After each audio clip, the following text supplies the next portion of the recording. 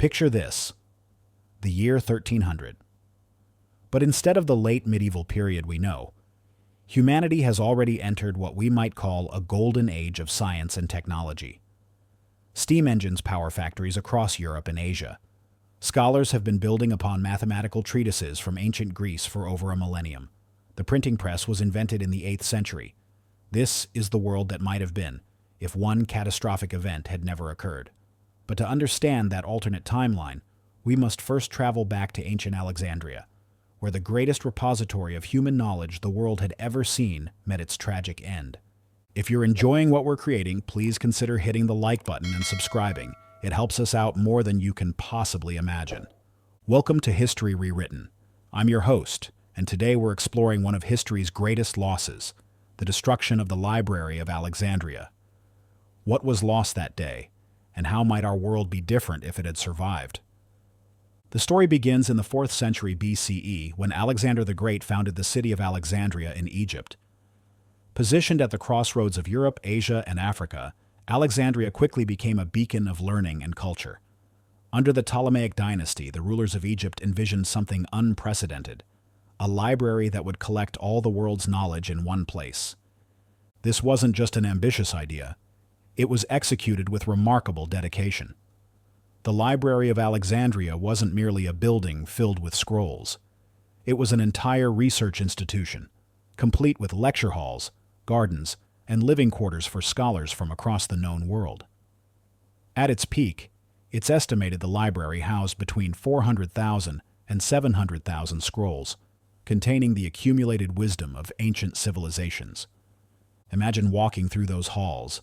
You might encounter Euclid, developing his geometric theorems, Eratosthenes calculating the Earth's circumference with remarkable accuracy, Galen advancing medical knowledge that wouldn't be surpassed for over 1,000 years. The library was where East met West intellectually, where Greek philosophy merged with Egyptian, Persian, and Indian wisdom. But this treasure trove of human knowledge didn't survive intact. The destruction of the Library of Alexandria is one of history's most debated tragedies, not just because of what was lost, but because we're not entirely certain when or how it was destroyed. In fact, historians now believe the library may have been damaged multiple times before its final demise. The first major incident occurred in 48 BCE, when Julius Caesar found himself trapped in Alexandria during a conflict with Ptolemy XIII. According to historical accounts, Caesar ordered fires lit in the harbor to destroy the Egyptian fleet. The flames spread to the nearby library, destroying thousands of irreplaceable texts. However, this wasn't necessarily the end. The library appears to have continued operating, at least partially, for several more centuries. The next significant blow came in 391 CE, when Patriarch Theophilus of Alexandria led Christian mobs in destroying the Serapeum, the daughter library that had been established to house parts of the original collection.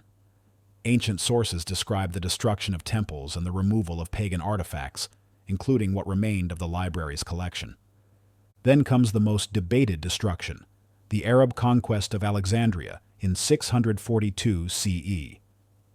The story goes that when the Muslim general Amr ibn al-As captured the city, he wrote to Caliph Umar asking whether to preserve or destroy the library. According to legend, Umar's response was that if the books agreed with the Quran, they were unnecessary, and if they contradicted it, they were dangerous. Thus, the story goes, the remaining volumes were burned to heat the city's baths for 6 months. But here's where historical debate intensifies. Many modern scholars question whether this final destruction actually occurred. Some argue there's insufficient archaeological evidence for such a catastrophic event in 642 CE. Others suggest the library had already declined significantly by this point, due to a combination of political instability, funding cuts, and gradual neglect.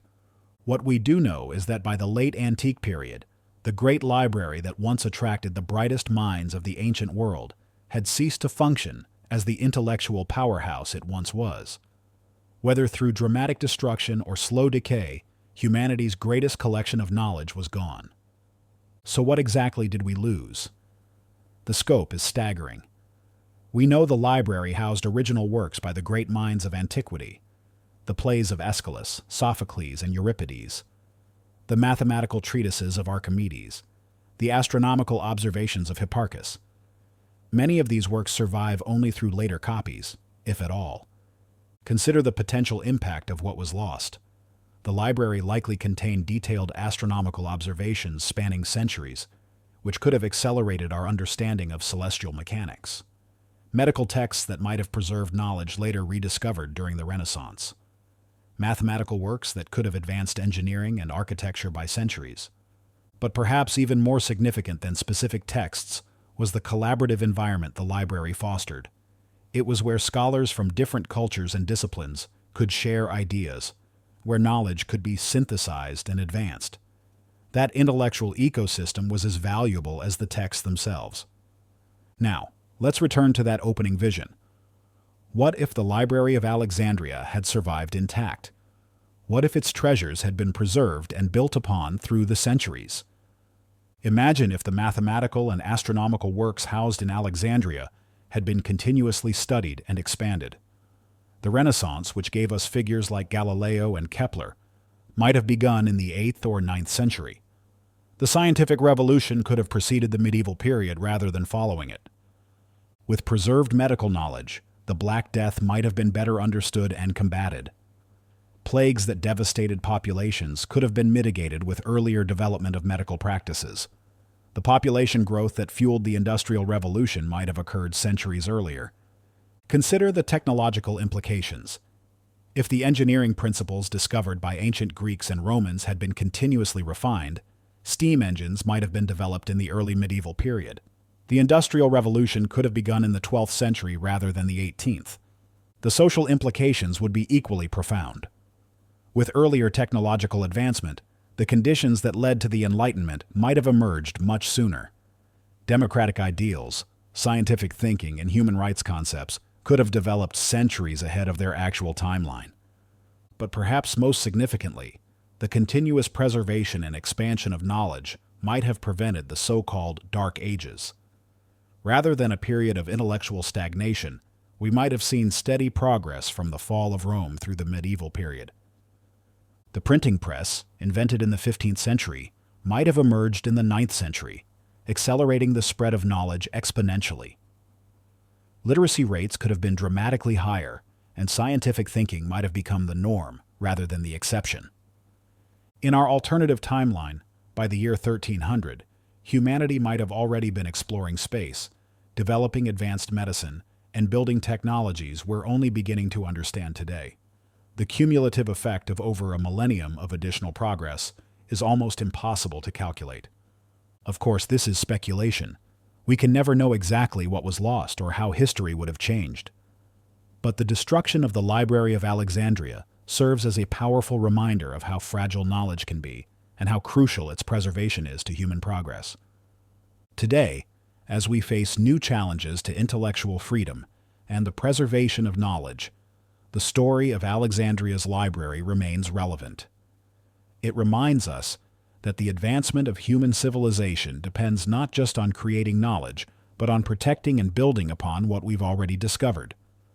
The next time you visit a library or access information online, remember the scholars of ancient Alexandria who dedicated their lives to collecting and preserving human knowledge. Their legacy lives on in every institution that values learning and every person who seeks to understand our world better. Thank you for joining me on this journey through history rewritten. Join us next time as we explore another pivotal moment that might have changed everything.